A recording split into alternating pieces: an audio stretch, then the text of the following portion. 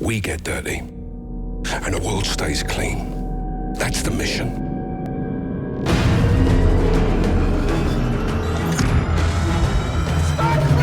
Stupid bastard! Where's Barker? You can't know war unless you have fought arse over elbow in some shitbog full of traps.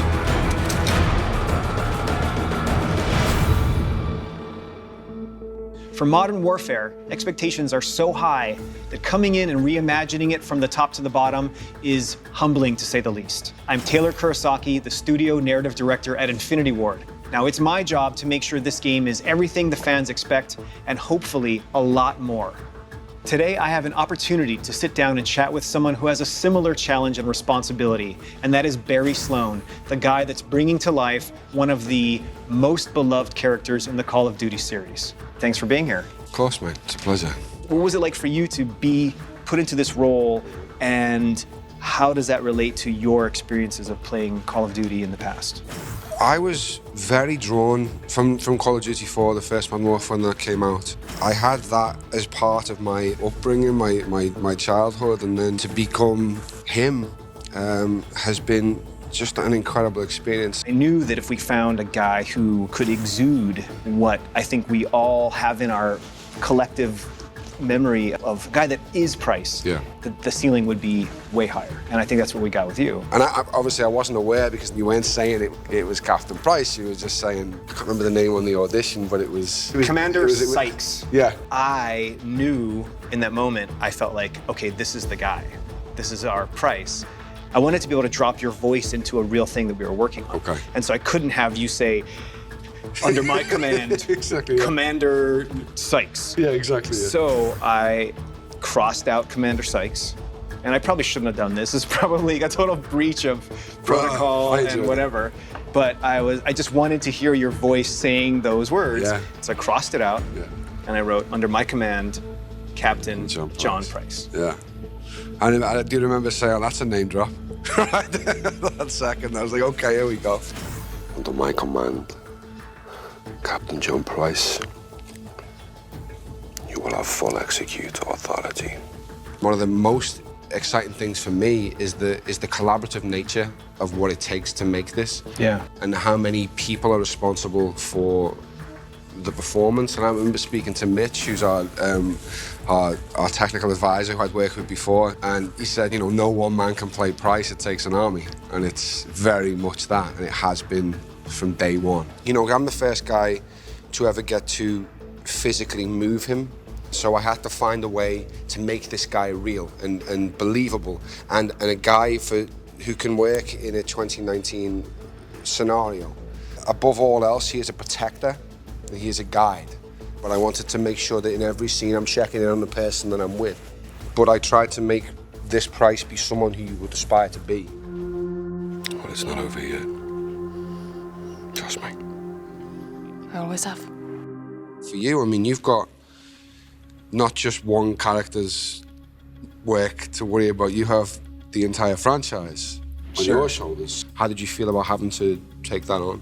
Our goal was to make a game that gave all those feelings that we've had playing the original series, because we have to not just exceed the expectations of what those other games were, we have to exceed the expectations of what your memories were of playing those games. Nostalgia's a tough battle. Yeah. We didn't want it to just be another one.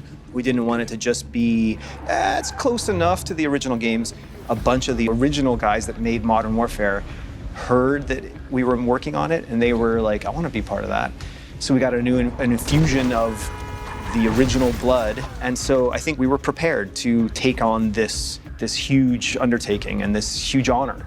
As someone who is a fan of gaming, who plays, although I'm filming it, I'm still not part of the process of making them. You've taken what was the acceptable level in this genre and put it somewhere that people are now going to have to try and get close to, because it's blown my mind what I've seen. I didn't expect it to look as incredible as it does. It's really, really special. When can you breathe?